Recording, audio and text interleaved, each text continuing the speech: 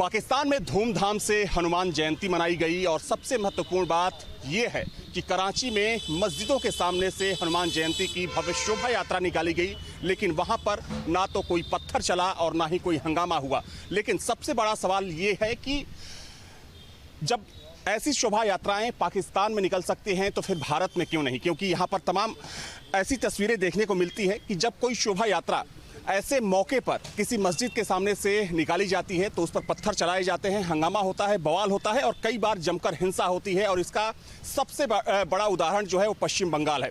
इसी मुद्दे पर बातचीत के लिए इस वक्त मैं लखनऊ में हूँ, तमाम लोग मेरे साथ जुड़े हुए हैं। सबसे पहले मैं आपसे जानना चाहूँगा कि आपने ये खबर सुनी होगी कि कराची में हनुमान जयंती की जो शोभा यात्रा थी वो निकाली गई और बहुत शांतिपूर्ण तरीके से वो शोभा यात्रा वहाँ पर निकाली गई। लेकिन यहाँ की आपने घटनाओं को देखा होगा कि लोग आपत्ति दर्ज कराते हैं कि नहीं, ये शोभा यात्रा यहाँ से, इस गली से नहीं जानी चाहिए, इस मस्जिद के सामने से नहीं जानी चाहिए। क्या कहेंगे इसको? देखिए, मैं यही बोलना चाहूँगा कि वहाँ के लोग जो है समझदार हैं और जैसा कि यहाँ पे जातिवाद है, वहाँ पे देखिए क्या है कि शांतिपूर्वक हनुमान जयंती मना रहे हैं। यहाँ पे जब जयंती निकलती है तो लोग पत्थर फेंकते हैं, ईंटें फेंकते हैं, तो शांतिपूर्ण कार्यक्रम वहाँ पे हो रहा है। वहाँ के सीख से यहाँ के लोगों को सीखना चाहिए। कुछ लोग हैं जो अराजकता फैलाते हैं और उसी के माहौल को बना के इस तरह का माहौल बनाते हैं। लेकिन मतलब सवाल ये है कि पाकिस्तान एक इस्लामिक कंट्री है, लेकिन जो कट्टरपंथी जो लोग हैं यहाँ के, आपने पश्चिम बंगाल की घटना देखी होगी या उत्तर प्रदेश में भी कई बार ऐसी घटनाएं देखने को मिल जाती हैं, तो क्या यहाँ का इस्लाम वहाँ के इस्लाम से बड़ा हो गया कि वहाँ तो कोई आपत्ति दर्ज नहीं करा रहा है? नहीं, देखिए, इस्लाम तो एक ही होता है, चाहे पाकिस्तान हो या भारत हो। बट यही है कि समझने वाली बातें हैं। वहाँ के लोग समझदार हैं। यहाँ पे लोग राजनीति कर रहे हैं, कट्टरवाद बन रहे हैं और शिकार हो रहे हैं। कुछ विरोधी तत्व हैं जो भड़का रहे हैं, इस तरह की गतिविधियाँ हो रही हैं। मुझे लगता है कि ऐसी गतिविधियाँ नहीं होनी चाहिए और यहाँ के लोगों को, जो मुस्लिम कंट्री है, पाकिस्तान की कंट्रियों से सीखना चाहिए। ठीक है, आप अपना नाम बता दीजिए। मेरा नाम अबुल फैज खान है। अबुल जी, यही सेम सवाल आपसे भी है कि पाकिस्तान में हनुमान जयंती की शोभा यात्रा निकाली जाती है मस्जिदों के सामने से, कोई आपत्ति दर्ज नहीं कराई जाती, लेकिन यहाँ पर कुछ कट्टरपंथियों को इस बात से आपत्ति होती है कि मस्जिद के सामने से कोई भी धार्मिक जुलूस, खास तौर पर हिंदू जुलूस नहीं निकलना चाहिए। क्या सोचते हैं? बंगाल में जो घटना घटी है बहुत निंदनीय है और वहाँ के लोग समझ चुके हैं। मोदी जी की लोकप्रियता बढ़ती जा रही है, जान रहे हैं कि भाजपा सरकार बनने जा रही है बंगाल में भी, इसलिए लोग घबराए हुए हैं, उत्पात मचाए हुए हैं। और इस बारी जो है बंगाल में सरकार विधानसभा में बनने जा रही है, भाजपा का मुख्यमंत्री बनेगा बंगाल में, क्योंकि मोदी सरकार काम कर रही है, विकास कर रही है। मोदी जी जब से भारत के प्रधानमंत्री हुए हैं, पूरे भारत में रोशनी आ गई है, विकास तेज़ी से हो रहा है, महिला को सम्मान मिल रहा है, किसानों को सम्मान मिल रहा है, मुसलमानों को सम्मान मिल रहा है। जो वक्फ बिल जो पास हुआ है मोदी जी के नेतृत्व में, अमीरों ज़मीन जो लिए हुए हैं वो अब गरीबों में बांटी जाएगी, गरीबों को फ़ायदा होगा। ये मोदी जी अच्छा काम कर रहे हैं। अमीर परेशान है, गरीब नहीं। मोदी जी गरीबों का सम्मान दे रहे हैं। ठीक है, एक सवाल आपसे मैं ये, योगी जी फिर 27 में उत्तर प्रदेश के फिर 13 मुख्यमंत्री बनेंगे, क्योंकि योगी जी जब से उत्तर प्रदेश के मुख्यमंत्री हुए हैं, पूरे उत्तर प्रदेश में क्राइम कम हो गया, विकास तेज़ी से हो रहा है, जनता योगी जी के काम से खुश है, मुसलमान भी योगी जी से खुश है। मैम आप अपना नाम बता दीजिए। अर्चना शुक्ला, काशी क्षेत्र उपाध्यक्ष। अच्छा, आप बीजेपी से हैं। अच्छा अर्चना जी, ये बताइए कि आपने खबर एक देखी होगी कि पाकिस्तान में हनुमान जयंती की शोभा यात्रा निकाली गई और महत्वपूर्ण बात यह है कि बहुत शांतिपूर्ण तरीके से वो शोभा यात्रा वहाँ से निकाली गई। लेकिन आप अक्सर यहाँ पर खबर देखती और सुनती होंगी कि किसी मस्जिद के सामने से कभी कोई धार्मिक जुलूस निकलता है तो लोग उस पर आपत्ति करते हैं। हालांकि सभी लोग नहीं, जो कुछ कट्टरपंथी लोग होते हैं। क्या सोचती हैं इस पूरे वाक़ये को लेकर आप? जी, देखिए, बहुत अच्छा ही आपने प्रश्न उठाया है और सबसे अगर प्रमुख बात कहें कि डेवलपमेंट ऑफ माइंड, हमारे जब से ये जो हमारी आज़ादी हुई भारत की, तब से लेके, यानी गुलामी में सरकार हमारी भारत रहा, चाहे वो अंग्रेज़ों ने गुलामी किया चाहे मुग़लों ने किया, लेकिन हमारे माइंड का डेवलपमेंट नहीं किया गया।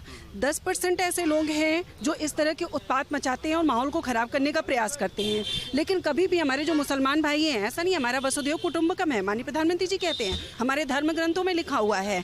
और यहाँ पे हम कहते हैं कि जितने भी धर्म के लोग हैं, ये भारत एकमात्र ऐसा देश है जहाँ पे सभी लोग भाई बहन के उससे रहते हैं, ठीक है, एक परिवार के तरीके से रहते हैं। लेकिन कभी भी 10% लोगों ने बाकी अपने ही भाई बहनों के माइंड को डेवलप करने का प्रयास नहीं किया, उनको ईंट पत्थर चलाने वाला बना दिया है। उनको 100 रुपए दे के, मतलब उनकी मजबूरी या उनकी बेरोजगारी या उनको उस तरीके से बनाया गया है।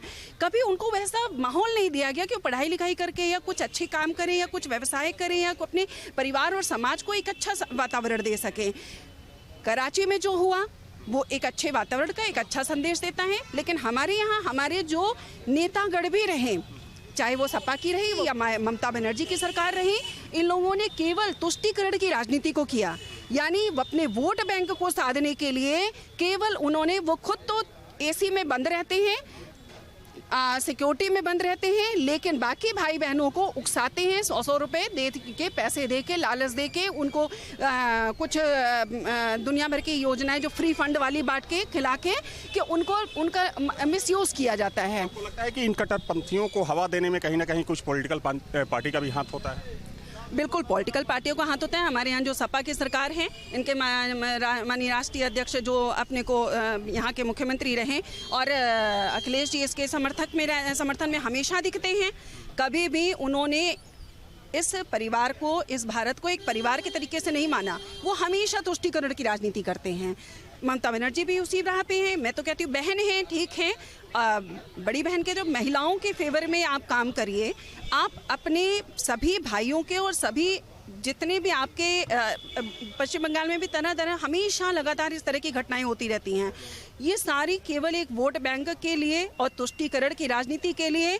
और हमारा जो वक्फ बोर्ड का अभी हमारे भाई ने चर्चा किया, जो कि वक्फ बोर्ड में जो संशोधन किया गया है, मैं उसके समर्थन में हूँ। हमारे मुस्लिम भाई भी उसके समर्थन में हैं, क्योंकि वहाँ जो नीचे तबके के लोग हैं उनको फ़ायदा पहुंचाने के लिए जो महिलाएं वंचित रह गई हैं, जो और अन्य मुसलमान भाई हैं वो वंचित रह गए हैं। सिर्फ 10% के लोग लाभ क्यों पाएँ, 100% पूरे लाभ पाएंगे। और कानून सबके लिए एक बराबर होना चाहिए। एक देश एक कानून होना चाहिए, एक देश एक चुनाव होना चाहिए, एक देश एक संविधान होना चाहिए। हमारे यहाँ आज़ादी के बाद से लगातार अलग देश बनाए के रखा जम्मू कश्मीर को, लेकिन माननीय प्रधानमंत्री जी को हम धन्यवाद देना चाहेंगे और पूरे भारतवासी और पूरी बहनें यहाँ पे आधी आबादी उनको धन्यवाद देती हैं कि उन्होंने हर जगह आज एक परिवार के नाते एक गार्जियन के रूप में वो काम कर रहे हैं। आप क्या सोचते हैं कराची की इस घटना को लेकर कि कराची में हनुमान जयंती के मौके पर भव्य शोभा यात्रा निकाली गई, भव्य जुलूस निकाला गया, मस्जिदों के सामने से गुजरा, लेकिन कुछ नहीं हुआ, ना तो कोई पत्थर चला, ना कोई हंगामा हुआ।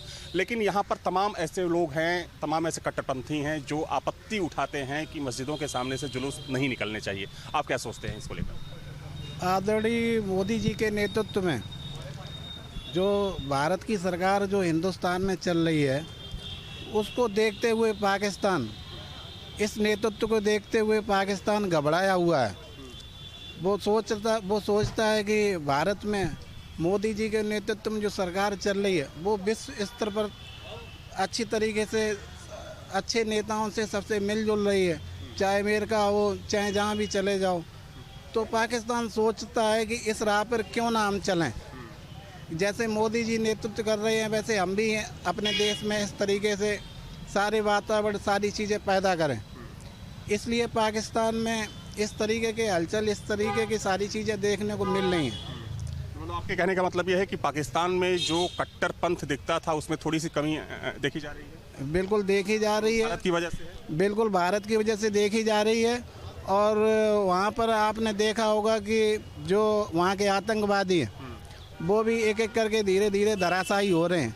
अब वो किसके द्वारा हो रहे हैं, इस्लाम के द्वारा हो रहे हैं, किसके द्वारा हो रहे हैं, इसकी किसी को कोई भी जानकारी नहीं। गुपचुप तरीके से आतंकवादी मारे जा। यही है ना कि अगर वहाँ के कट्टरपंथी सुधर सकते हैं तो फिर यहाँ के जो भारत के कट्टरपंथी हैं जो इन चीज़ों को लेकर आपत्ति दर्ज कराते हैं वो आखिर क्यों नहीं सुधर रहे हैं? वो तो सर एक्चुअली क्या है कि इस पे भी प्रभाव पड़ेगा हिंदुस्तान में भी, क्योंकि जिस तरीके से गवर्नमेंट हमारी काम कर रही है, यूपी हो चाहे हिंदुस्तान की गवर्नमेंट हो, जिस लेवल से हमारी गवर्नमेंट काम कर रही है उस लेवल से पाकिस्तान को पता है कि हम कटोरा लेके हर देशों में जा रहे हैं जहाँ से हमें भीख भी नहीं मिल रही है। आप क्या कहेंगे इस चीज़ को लेकर कि पाकिस्तान के जो कट्टरपंथी हैं वो अब अपना रास्ता छोड़ रहे हैं, कुछ लोगों का मानना है, लेकिन यहाँ पर भारत में कट्टरपंथ खासतौर पर अगर हम पश्चिम बंगाल की बात करें, जो घटनाएं वहाँ पर हुई, यहाँ पर बढ़ता हुआ नज़र आ रहा है। बिल्कुल।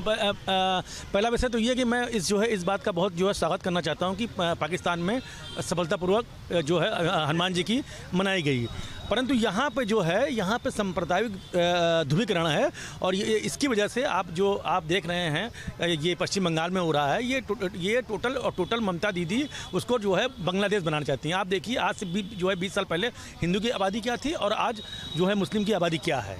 तो यहाँ पर सांप्रदायिक ध्रुवीकरण की वजह से और यहाँ की जो विपक्षी पार्टियाँ हैं ये खाली भाजपा के खिलाफ साजिश की वजह से ये नहीं हो पाएगा। जब तक इनको कड़ाई से इनका जो है कुछ निष्कर्ष नहीं होगा तब तक ये बिल्कुल सुधरने वाले लोग नहीं हैं।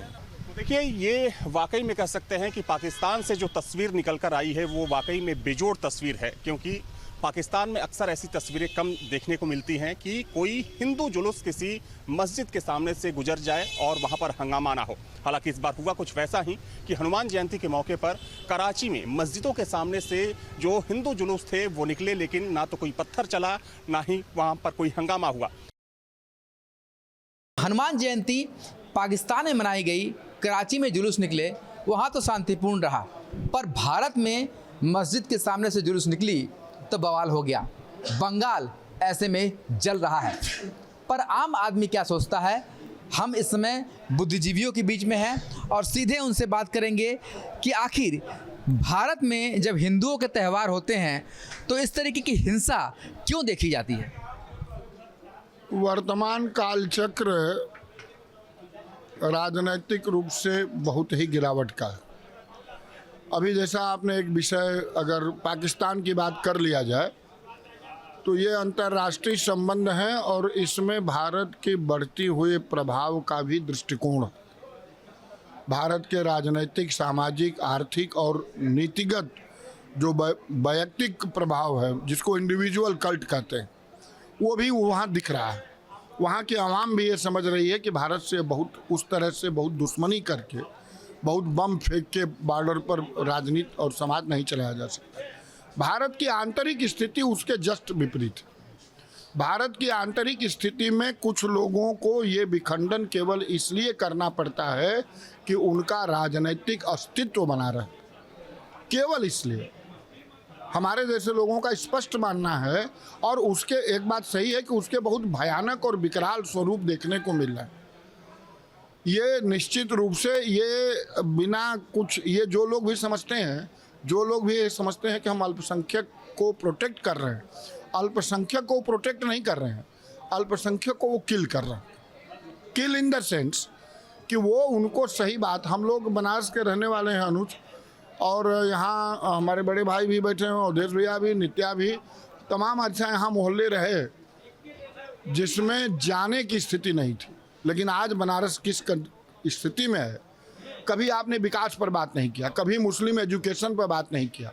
ये जो विसंगति देख रहे हैं, कभी हम लोगों के गांव में एक मोहम्मदन मुस्तकीम मियाँ थे, हमको याद है 50-60 साल तो हमारी उम्र हो रही है, हमारे दादा की उम्र से वो लोग थे, और एक ही मुसलमान परिवार है हम लोगों के पूरे क्षत्रिय, 4000 क्षत्रिय हैं और आज भी वो एजिटीज हैं। लेकिन यही कंडीशन दूसरी जगह नहीं हो रही। उसका कारण ये है, हनुमान जयंती हो, चाहे राम की शोभा हो, चाहे जो, उनके यहाँ एक सेक्टर ये डेवलप कराया जा रहा है, खास करके जो विपक्ष की राजनीति में जिनके पास वोट बहुत कम रह गए हैं, उनको ये लगता है कि इस तरह के आचरण से, इस तरह के व्यवहार से अल्पसंख्यक समुदाय हमको वोट करेगा, इसलिए वो हनुमान जी हों, चाहे रामचंद्र जी हों, चाहे शिव जी हों, चाहे जो लोग, ये टारगेटेड अटैक है। और दुर्भाग्य यह है कि जो काम करना चाहिए उनको, वो कहीं नहीं करते, कहीं भी नहीं। जो जहाँ उनकी सरकारें हैं, जो उनकी सोच है, जो उनकी समझ है। अभी आप संसद में देखिए कि वक्फ बिल पर जब बहस हो रही थी तो जो विपक्ष के नेता हैं वो श्रीमान जी 2 शब्द भी, 2 लाइन उस पर नहीं बोले और बाहर आके ड्रामेबाजी। वक्फ सही है गलत है उस पर चर्चा आप लोगों ने भी देखा, हम लोगों ने भी सुना, बहुत तकलीफ हुई कि उसके किसी प्रासकांश पर तो कोई बहस हुई नहीं, सिर्फ इसलिए बहस हुई कि वो मुस्लिम पक्ष है या मुस्लिम विरोध। क्या लगता है आपको कि जिस तरीके से हिंदुओं के किसी त्यौहार पर कई ऐसे राज्य हैं जहां पर शोभा यात्रा पर हंगामा होता है, जुलूस पर हंगामा होता है, अशांति फैलती है, तनाव होता है, इसके पीछे क्या आपको अंदेशा नज़र आता है कि क्या कुछ खास लोग लगातार हंगामा करना चाहते हैं? देखिए, इसके पीछे कारण बड़ा साफ है और वो राजनैतिक है। जब हिंदुस्तान आज़ाद हुआ और देश का बंटवारा हो गया, उस समय पटेल जी वगैरह नहीं चाहते थे कि जब बंटवारा हो गया तो मुस्लिम समुदाय के लोग यहाँ रहें, लेकिन कांग्रेस के दबदबे के कारण और उनके कारण काफ़ी लोग यहाँ बंटवारे में अपना हिस्सा लेने के बाद भी रह तो गए, लेकिन राजनीतिक कारणों से कांग्रेस के नेताओं ने और कांग्रेस की सरकारों ने मुसलमानों को शिक्षित नहीं होने दिया। उनको सब्सिडी दे करके उनको अशिक्षित रखा और इस लायक रखा कि वो किसी तरह से ज़िंदा रहें और अपनी जनसंख्या बढ़ाते रहें और हमारे लिए वोट करते रहें। अब वर्तमान सरकार जो आई उसने सबका साथ, सबका विश्वास, सबके विकास पर बात करती है, तो वो कोशिश कर रही है कि बजाय मौलवी बनने के मुस्लिम समुदाय के लोग डॉक्टर और इंजीनियर बने। लेकिन ये इतनी पुरानी मानसिकता है कि इससे उबरने में थोड़ा दिक्कत होगी, और जब वो डॉक्टर, इंजीनियर और वैज्ञानिक होने लगेंगे तो फिर वो इन दकियानुसी बातों में नहीं पड़ेंगे, वो जाति के आधार पर वोट नहीं करेंगे। तो एक तो ये वोट की राजनीति है, दूसरा इस कौम की मानसिकता है लड़ाई करने की।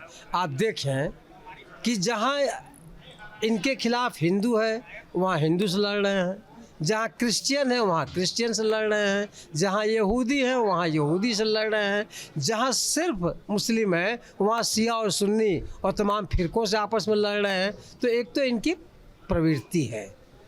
जो आपने पूछा कि हिंदुस्तान में जुलूसों पर हमले क्यों होते हैं, तो बड़ा अफसोस होता है कि देश का सामान्य और आम मुसलमान बिल्कुल हिंसा में विश्वास नहीं रखता, लेकिन जो कट्टरपंथी हैं उनको उकसाता कौन है? ये जो हिंदुओं में भेद है, जो मोदी से या अपने प्रतिद्वंदी राजनीतिक पार्टी से बदला लेना चाहते हैं, वो घुमा फिरा के इनके दिमाग को उकसाते हैं और इनको उत्प्रेरित करते हैं कि हर अच्छे काम का बुरा करो और दंगा करो। दूसरा, जैसा मैंने कहा कि इनकी मानसिकता होती है। अब आप देखिए, यही बनारस का एग्जाम्पल मैं आपको दे दूं कि आज से 20 साल पहले ओंकारेश्वर मोहल्ले में 150 परिवार रहते थे हिंदुओं के। आज आपको 5 परिवार नहीं मिलेंगे। ये क्या बताता है? 100 हिंदुओं के घर के बीच में एक मुसलमान रहता है, वो बिल्कुल सुरक्षित है, कहीं कोई दिक्कत नहीं है। लेकिन जहाँ 100 मुसलमान हैं वहाँ अगर 5 घर हिंदू हैं तो वो सुरक्षित नहीं है। शिक्षा जो है बहुत सारी समस्या का हल है, पर यहाँ पर राजनीतिक महत्वाकांक्षा इतनी ज़्यादा है कि मोदी विरोध करते करते कब अपने राष्ट्र का विरोध करने लग जाते हैं, यही समझना मुश्किल हो जाता है। क्या लगता है आपको कि जिस तरीके से हिंदुओं के शोभा यात्रा पर हंगामा होता है, तनाव होता है, सांप्रदायिक अशांति होती है, इसका मुख्य कारण क्या निकल कर सामने आ रहा है?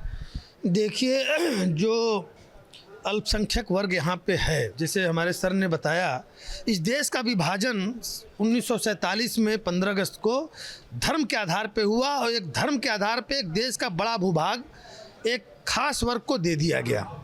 लेकिन उस वक्त होना तो ये चाहिए था कि आबादी की अदली बदली हो जानी चाहिए थी और इस समस्या का स्थायी समाधान हो जाना चाहिए था।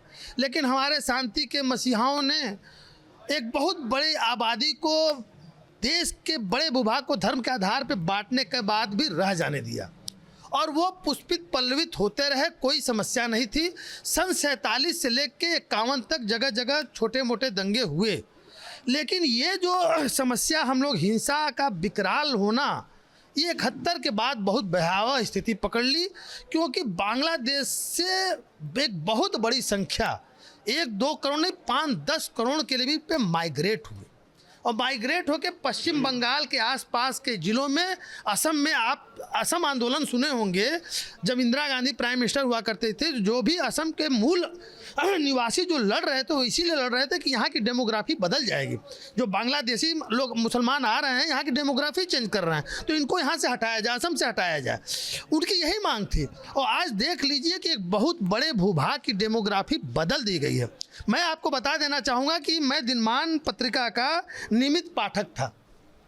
80 के दशक में उसने लिखा था, एक पूरी आर्टिकल थी 2 पेज की, कि भारत के बॉर्डर बेल्ट पे आईएसआई एक खास अल्पसंख्यक समूह को प्लान्ड वे से बसा रही है। हिंदुस्तान में सिर्फ आबादी के जरिए ही अल्पसंख्यकों की आबादी नहीं बढ़ाई गई, बाहर से आयात किया गया है।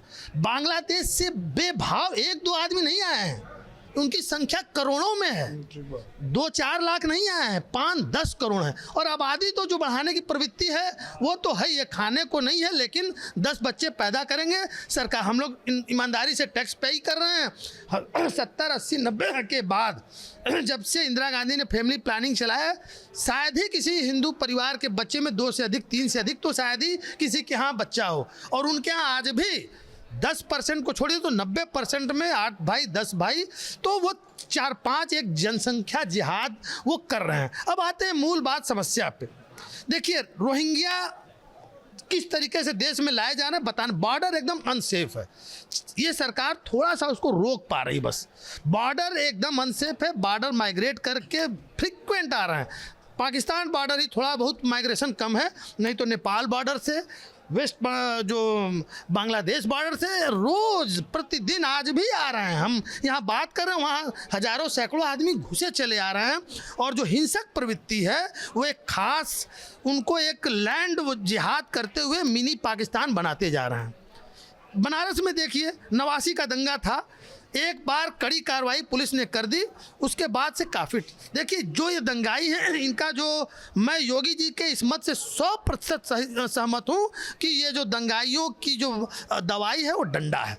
भय के सिवा कोई उपाय नहीं। जिस प्रकार के वीडियो जा रहे हैं, दिल दहला दे रहे हैं। क्या लगता है भाई साहब आपको कि जिस तरीके से भारत, हिंदुस्तान में अगर सनातन धर्म की कोई जुलूस निकलती है, कोई शोभा यात्रा निकलता है, उस पर हमला होना, ये क्या दर्शाना चाहते हैं लोग? देखिए, मैं मुस्लिम जाति का हूँ, लेकिन मैं श्री अशोक कुमार सिंह प्रिंस गुरु जी के रहता हूँ। हम लोगों को लगता है कि हम लोग भाई हैं, हिंदू मुस्लिम आपस में भाई हैं।